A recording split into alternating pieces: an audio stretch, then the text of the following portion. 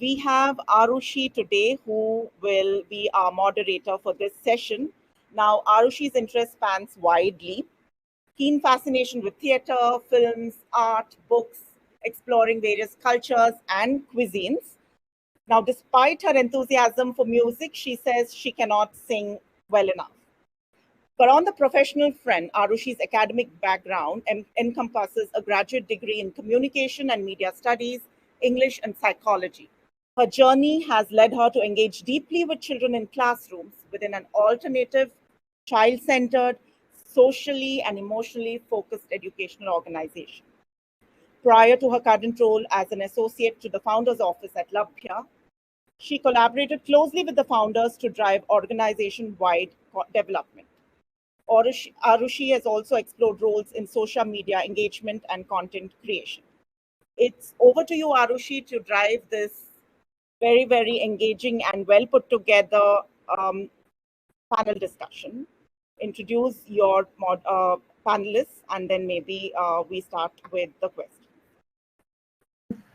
Thank you. Thank you so much, Kavita, for introducing me so humbly. I am very grateful to be here on this panel, moderating this panel of our very talented, diverse team. So getting right to introducing all of you to our team. We have Panna Sarkar and Payal Pandit here, who lead our operations, work on ground closely with our government partners. We have Ankita Bora here, our program lead, working closely to design our curriculum and also facilitating and implementing our curriculum with the teachers. And Ashna, our programs associate, as well as a person who's leading our MEL vertical and ensuring that we evaluate, measure, and enhance all our work and impact. And we have Richa with us.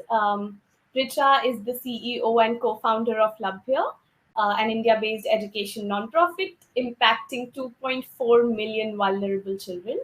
Richa's passion for education stems from her lived experiences as a child, as well as her extensive work with children for over a decade. The UN Secretary General and the UN Youth Envoy Office have awarded Richa the prestigious recognition of Young Leader for the Sustainable Development Goals. Over to you, Richa. Let us know a little bit of what Labhya does and why. Thank you so much, Arushi, and thank you so much to the Changemaker20 team for hosting us. Really, really grateful that some of our biggest champions from the team are representing Labhya today internationally. My name is Richa, as Arushi introduced me. I'm one of the co-founders at Labhya, and I think before we dive deep into the work that Labhya does from the change makers themselves, I think what I can do is perhaps give everyone a quick background about why we do what we do. And just for context, currently in India, we have about 190 million children enrolled in primary public schools of India.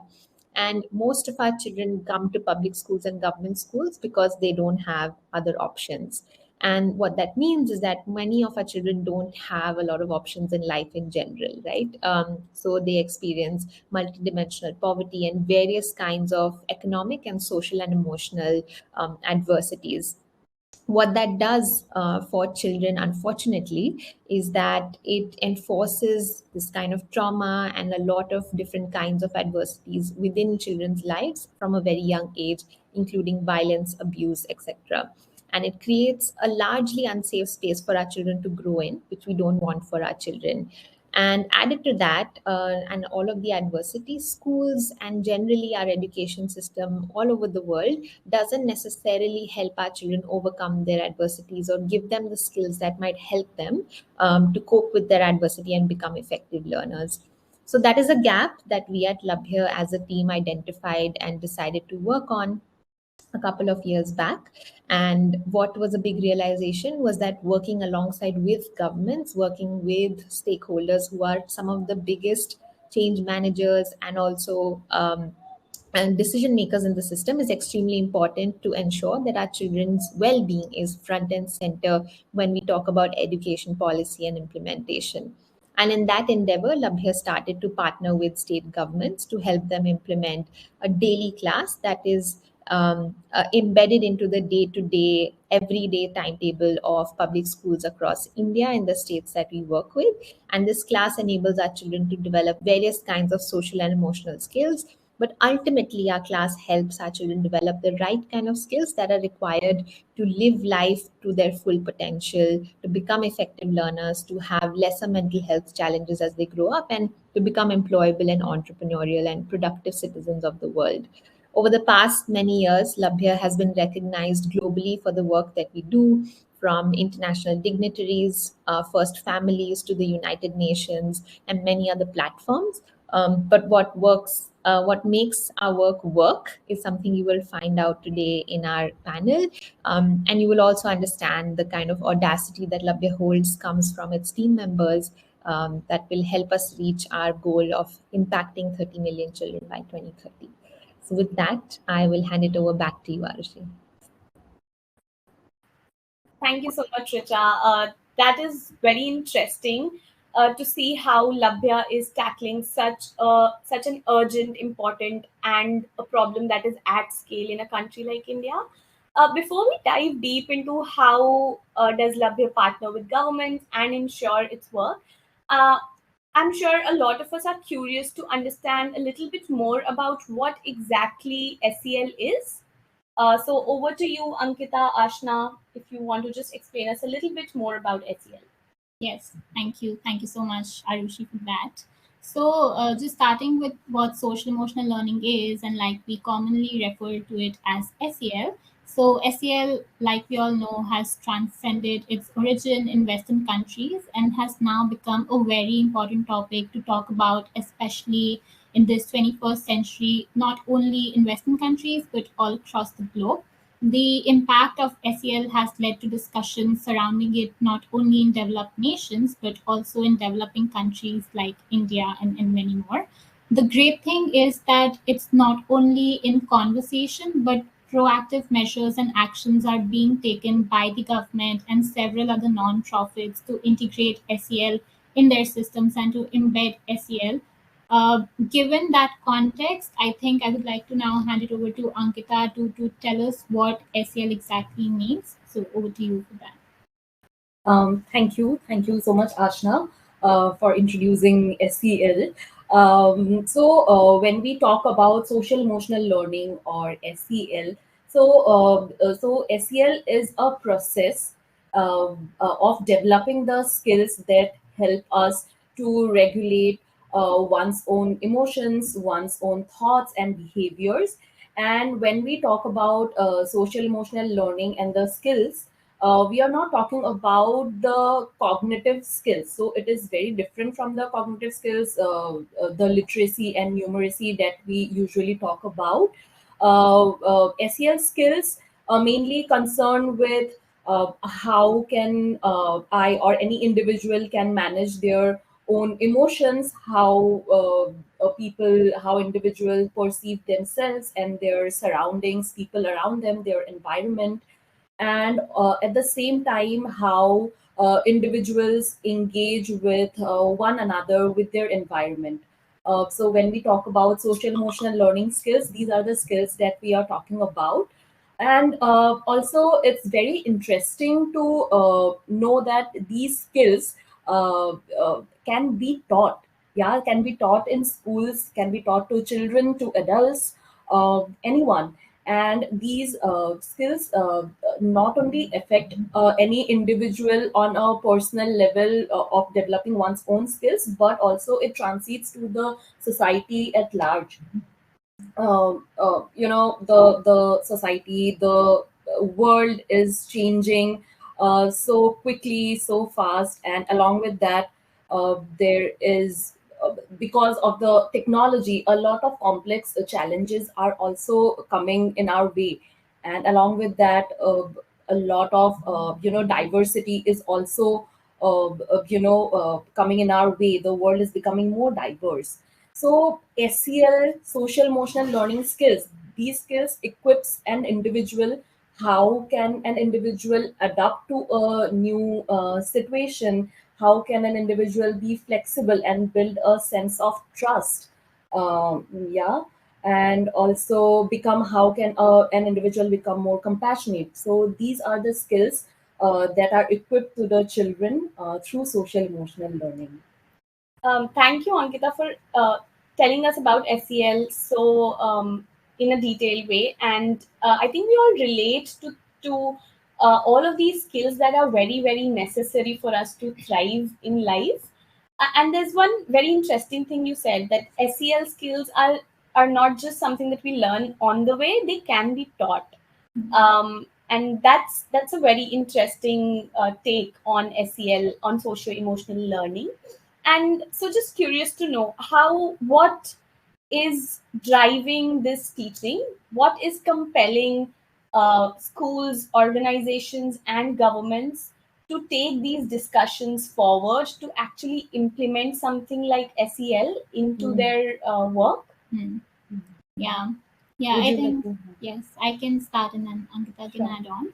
So, like you mentioned, that SEL is a very important topic, and it's prompting governments, schools, organizations all across the globe to effectively integrate it within their systems. And the reasons are multitude, and they're very, very compelling. So SEL firstly helps in improving the child's well-being.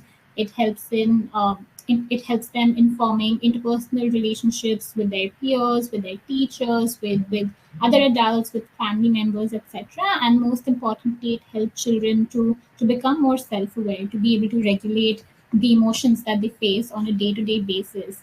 And so the bigger realization has been that while our education system has been ensuring over the past many decades now that our children grow up to become wonderful engineers, doctors, and work in diverse professionals, what really hasn't been the focus all these years is that ensuring that children grow up to become happy, children grow up to be able to solve the problems that life presents in front of them, or just maybe engage in or deal effectively with challenges. So when our children step out of schools, while they may have all the cognitive skills, but they do need the non-cognitive skills, like Ankita mentioned, the life skills, as we may call it, to be able to deal with their challenges better.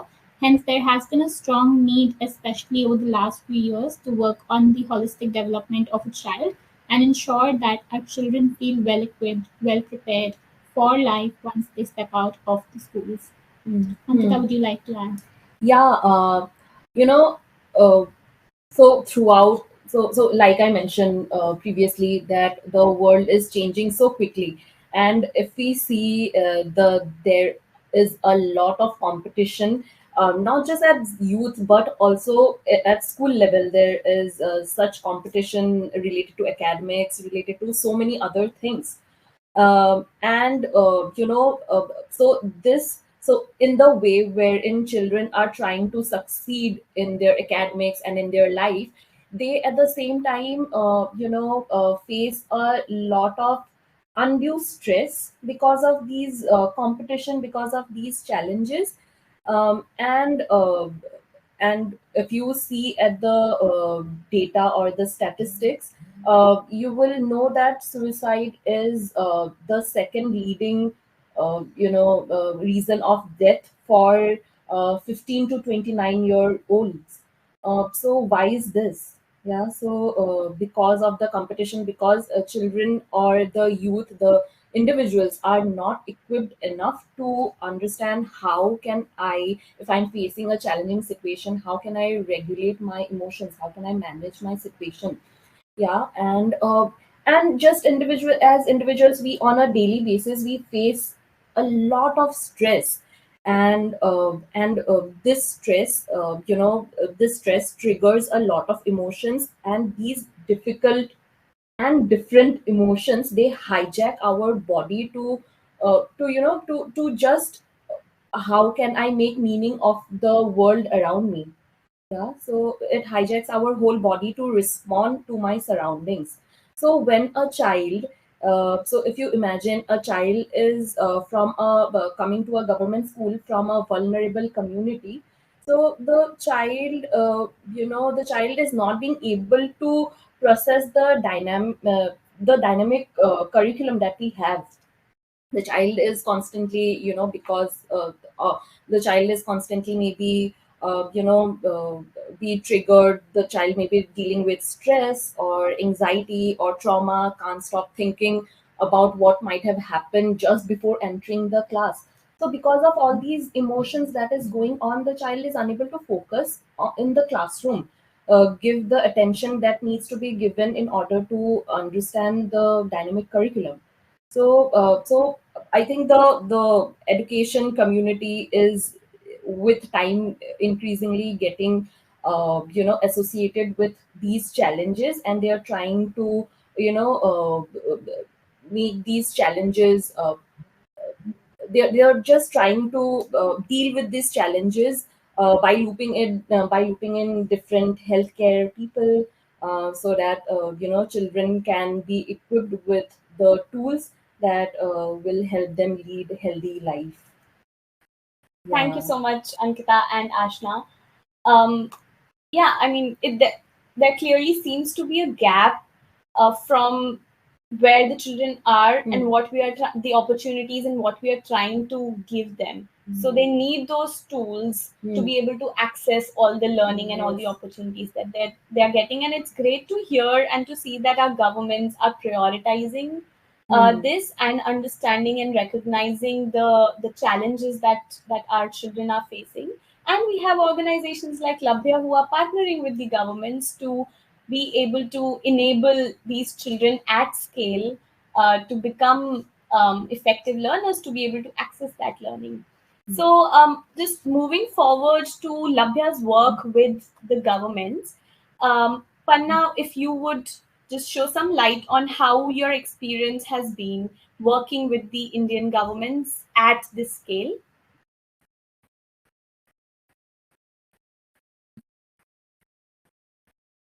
Uh, okay.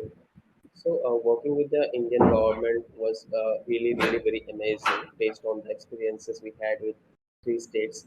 So, I would like to particular share my experience in working with the Tripura government, where we are working and continuously engaging with the government. So, we see it as a change maker, and the change making that we see as is the strength that the government has, the capabilities that the government has to incorporate in the system, the social and emotional learning, the understanding that the government has and empathizes. This is the change that we require in the system, and yes, this is going to solve all the other problems and all the other things that coincides with all the subject matters that is there in the school. So, for that, we require young minds who are energetic and who can work upon the state with all the materials and all the resources that Labhya brings to the table about the social and emotional learning curated resources and the state needs in that partnership. When government owns the project, they feel it as their own. That I'm sharing the experiences of Tripura government. They feel it as their own. They advocate it, they spread it, they self-aware it, and they take it to the nooks and corners of each and every government schools of Tripura. And yes, government acts as a support system in the case of social and emotional learning, where they have understood that it has the link between the performance of the state and all the other education related. So there were several kinds of problems and challenges that the government has seen would be solved only through social and emotional learning. And yes, working with the state was really amazing and contributing and really getting reward from the grounds about the impact of the social and emotional learning does in the state is really amazing. Yes, Ayushi, over to you. Thank you so much, Panna, for giving us an insight into how government's resources are actually able to enable all of this SEL programs and our children to access that. Um, so, just curious to know how how does a non-profit partner with the government, and what role does a non-profit play in this partnership where the government is using their resources and their capabilities to reach to the children? Panna, Payal, um, if you have, uh, give us some more insights into this. Yes, thank you so much, Arushi, and thank you so much, Panna, Ashna, and Ankita, for such a wonderful insight. It's an honor to be here to discuss a topic about just like social emotional learning and our experience working with the government. So, our experience with working alongside Indian government has been an insightful journey that I am really very excited to share with you all. Before sharing my thoughts, just visualize and imagine a world where children not only excel academically but also process the emotional skills to navigate life challenges and resilience and empathy. So, according to our experience in this point, NGO play a vital role in making this vision a reality. So our experience working with government here, I want to share I want to discuss some points. So first of all, if we're talking about design and implementation, then NGO collaborate with governments as well as educators to design ACL programs that empower our teacher with different tools to cultivate social emotional learning in the classroom. And beside the developing and designing the tools, the capacity building is one of the most important factor. Like here, NGO can provide training and capacity building programs for teacher, school administrators, and other stakeholders on how to effectively implement social emotional learning practice in the classroom. And also NGOs empower our teachers to create safe and supportive environment where social growth can flourish. And with this work, like partnership is the most one of the important factor, like where NGO can collaborate with the government to pool some exclusive and brilliant resources and expertise, for more comprehensive approach promoting social emotional learning. Like these kind of initiatives can enhance to reach the impact like student life. uh, and with this point here, I want to discuss about the like innovation and adaptation, which is the most key factor. Here NGO can experiment with innovative approaches to social emotional learning that consider the diverse culture, linguistic, and socioeconomic context within India, as Panna mentioned here about the Tripura experience. This could involve adapting the existing ACL practice based on local needs and tradition. And the most important one of factor is this like long-term sustainability, which is the most important thing to exist any program. So NGO can work towards the sustainability where their social emotional learning initiative by training government stakeholders, like involving educational institutions in program management and fostering the sense ownership among the government system, which is the most important factor. So actually, as per our experience in the ground level, so this kind of role can non-government organization play, like fostering social emotional learning to promote social well-being for the children. And here, I would like to request Panna to add something on this pointers. Thank you. Okay, thank you, Payal. Yes, so moving on to this, I would cover some particular pointers so that we can understand how this fostering means social and emotional learning partnership has been promoting social and emotional well-being among children. So the things that I feel is about scaling and sustainability. So, working in a small genre or working in a small area has proven that the sustainability does not last for very long. So, when we scale thing and we work across the states, the ownership is also being taken by the government. So that's the positive thing that we can see in the state. Another experience that we had is the governments taking ownership of each and every particular event under the social and emotional curriculum, and giving special emphasis to each and every program that helps under social and emotional learning, whether it be organizing events, measuring social and emotional learning impacts, attaching social and emotional learning with the national education policy. So the government advocates for himself or herself. Another thing is that was about influencing policies, like it was rightly mentioned out before by Ashna. See, like social emotional learning's importance has been mentioned in the Supreme Court of India, then by the national education policies, then in early childhood care and education. So the nooks and corners that the social and emotional learning's emphasis has been given by these documentaries and policies, and the special curated program that have been generated. So it's also influencing policies.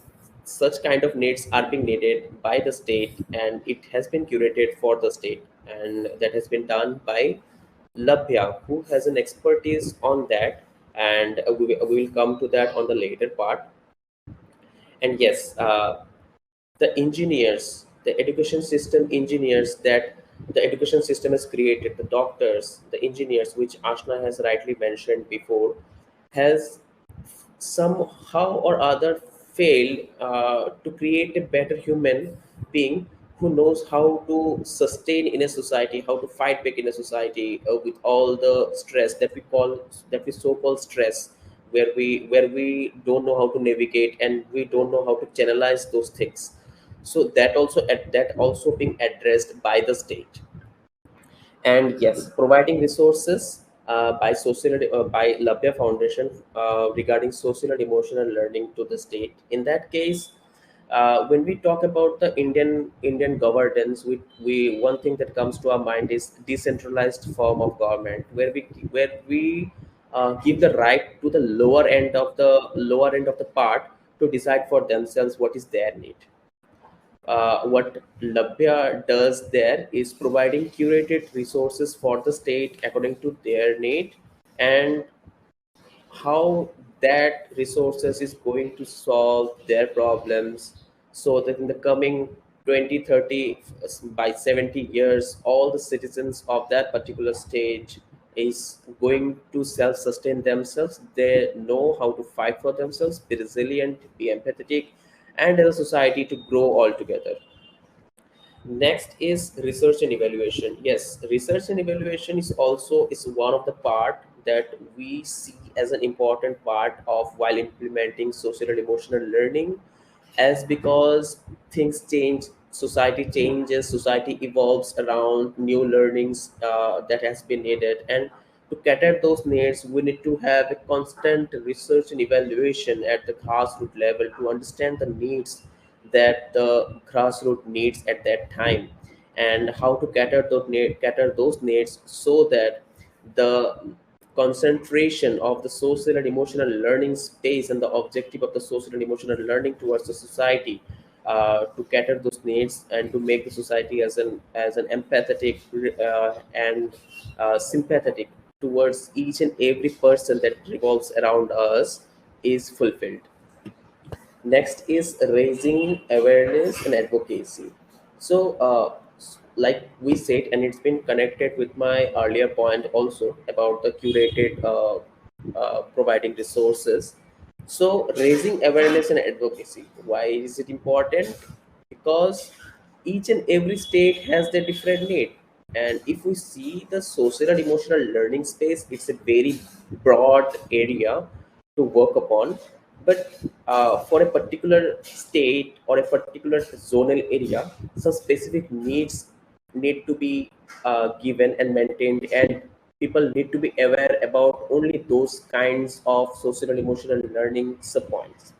So in that case, raising awareness on the particular subpoints under social and emotional learning, and advocating it to by the government, teachers, and to the whole general public, and to see the change, is really the thing that Labhya works upon. Thank you. Over to you, Arushi. Thank you so much, Panna. So looks like there are manifold objectives of an organization's partnership with the government when working with in the SEL space. And Labhya's work is extensive in this partnership, from on-ground work directly with teachers in schools to, you mentioned, policy making and partnering with the government for systemic sustainable change. It's extensive work, and it's commendable. So Panna, you were like by in the end you were just talking about how we have to keep in mind very specific sub points within the SEL curriculum that have to be contextual to the space, to the region, to the state that you're working in. We have a question from one of our viewers, and I think the question also aligns with the same point. So the question is, in the context of India's large classrooms, how can socio-emotional learning be tailored to meet the individual needs of students effectively? And that's thank you for the question. That's a very important question when we are working at scale to impact millions of children in different states. So Ashna, Ankita, if you would like to give us just a few pointers that probably you keep in mind while designing these curriculums for children at scale. Yeah. Thank you. Thank you so much for that question. I think it's very important. And as we think of scale, I think it's a very relevant question that how do we cater to the individual needs if we are talking about scaling. So I would just answer this picking from what Panna mentioned, that whatever content we create, whatever programs, curriculum we create, they are highly ingrained and deeply rooted in the socio-cultural context of the geographies that we work with. So, like currently, Labhya is partnering with the government of Delhi, with the government of Tripura and Uttarakhand, and we are working across all public schools of these states. So our curriculum is deeply ingrained, and it's coming from the challenges that our children face in these particular areas. Speaking of some considerations that we keep in mind is a that the curriculum is very relatable to the child. So we don't speak of any hypothetical characters or any fiction like a purple elephant or a king or a queen that a child might not have ever seen in their lives, right? So it's very relatable in the sense that getting involved in a fight with your friends or disagreeing with your parents or any other issue, etc., that they might face in their day-to-day life. And all of that is beautifully then tied into four pedagogies, which is mindfulness, where children become more aware of what's going on in their thoughts, how they're feeling, then their stories, and these stories are left on a cliffhanger where the child is free to make their own conclusions and there are no morals attached to it. Then we have activities.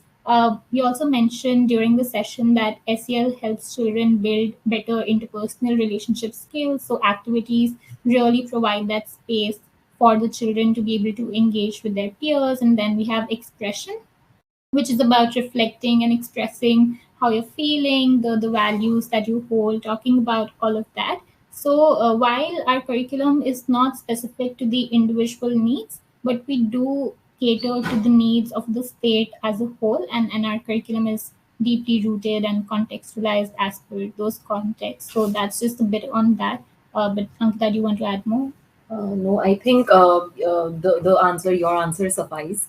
Also, just one last pointer, because our children comes from they go to low resource schools, so we do keep in mind that these activities or anything that we do in the classroom, so we don't require any external or heavy resources. We try to make the curriculum be as use as little resource as possible, just like things that are available in the classroom, paper from your notebook, pencil, rubber, maybe sometimes a ball that a teacher can bring, but nothing more than that.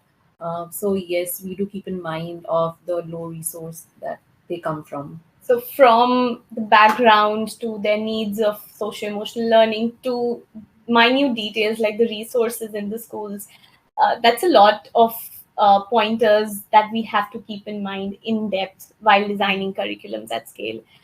That was insightful, and thank you for the question.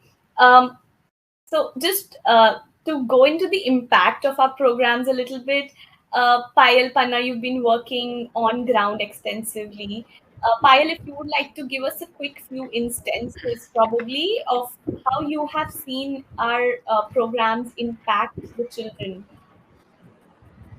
Thank you so much, Arushi, for this wonderful pointers and question. So I am just thrilled to present the impactful outcome our engagement with 2.4 million students across the nation through social emotional learning curriculum. Actually, this innovative approach has sparked a positive revolution in education, focusing on well-being and learning enthusiasm. So before sharing the impact story or impact situation, I want to just visualize a classroom situation. Just imagine a classroom buzzing with excitement as students eagerly embrace each other each day's learning journey. So here social emotional learning curriculum has remarkably boosted student motivation to attend school regularly and resulting in improving attendance rate and vibrant their learning atmosphere. And also as we look closer, I like something truly amazing happening. Just like students start loving learning. This is the most one of the important key factor because of the ACL curriculum. So we saw students becoming much more interested in their lessons. The subject that they used to feel just something they had to do become exciting journey. They made the curious and they became very excited to learn more new things. And one of the best thing I want to share in this journey that students now feel comfortable sharing their feelings. This is the most important factor. This shows how powerful the curriculum, the social emotional learning curriculum, is in helping them express themselves. Like by doing fun activities, talking with others, like talking with teachers, like student become day to day become closer with their teachers and friends. These big change from begin quite speaking to confident speaker. And also it shows how curriculum is really good at helping them understanding their emotions and make friends. So all of this impacts if I am conclude these pointers, then I can say that all these impacts are just a fruit of curriculum that we recognize importance of holistic development as social emotional learning curriculum. And thank you so much. Please, I also want to invite Panna. Please share your experience. Okay, thank you, Payal. So I'm really excited while hearing you. I was also thinking about the particular example that I had from the ground of Tripura. Uh, so here's an example that revolves around empathy and relationship skills. There was a child in one of the government schools who was accompanied to the school by his father every day.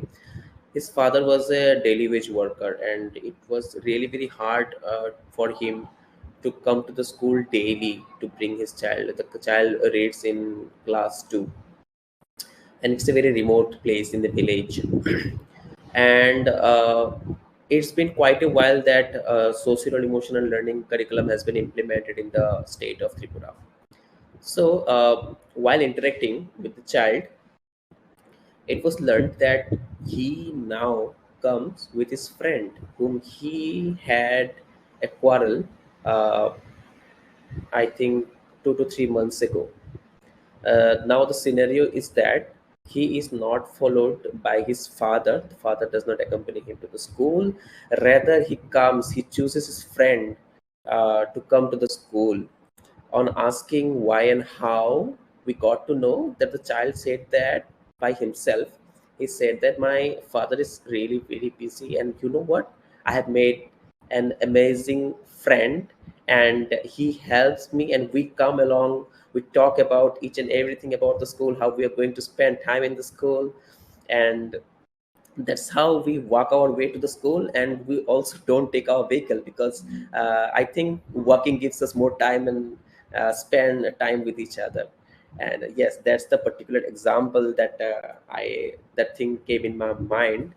And yeah, another thing I would like to highlight. So in the social emotional learning curriculum that we had for the state of Tripura, so in the classes of social emotional learning, the first class that is being taken by the government teachers. Okay, so the mindfulness activity which the teacher conducts in the class, it has been spread so wide that in the starting of each and every class, apart from the social and emotional learning dedicated class, in the starting of each and every class, 2 to 3 minutes of mindfulness is being practiced by each and every teacher. So some of the teachers have not yet received training. They will be receiving soon, but still they have learned from their peers and they were practicing. On inquiring why you have been practicing it on your particular class also, even because it's been covered already in the first session. The reply that I got, I had no answer to that. Means I couldn't reply on that to answer. The reply that I got was that, sir, when we do mindfulness, and we have observed the volatility that the student has, like screaming, shouting, and focus on each and every other thing, someone playing with a pencil, someone playing with a pen.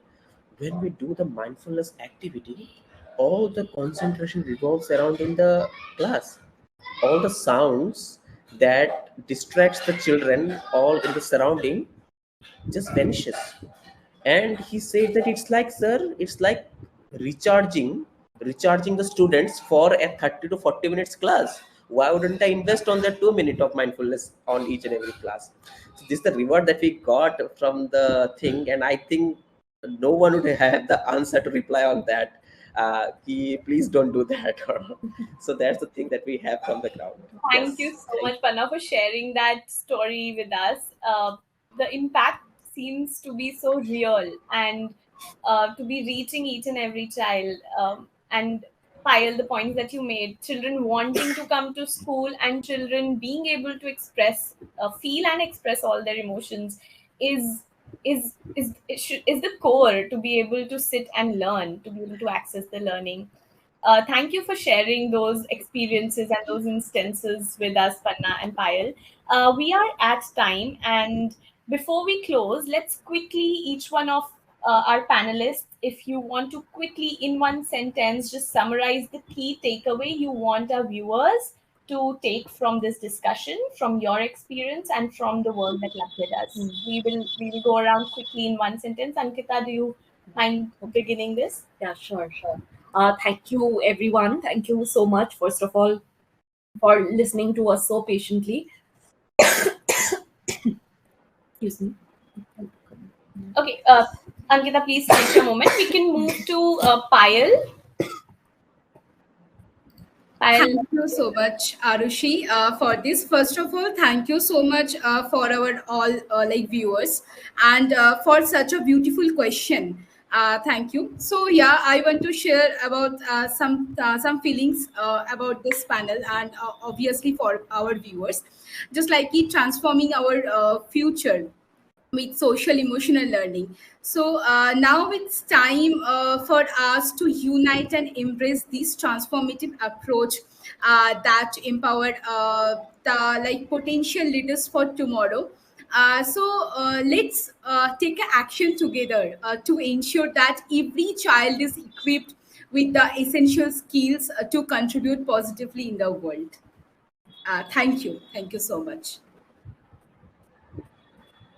thank you, Payal.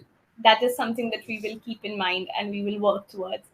Panna, if you want to add on a quick line of the key takeaway that you want our viewers to get.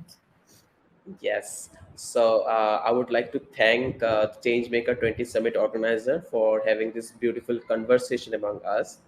What I would like to say to my audience is that fuel your future, embrace social and emotional learning, ignite, forge connections, and inspire growth.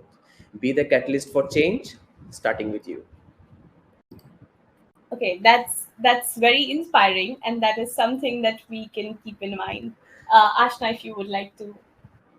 Sure, absolutely. Well, thank you so much for this. As we close, I would like to invite everyone to be the catalyst for change in your own life, and to be an inspiration for someone to do the same, because ultimately it starts with you. So, thank you so much.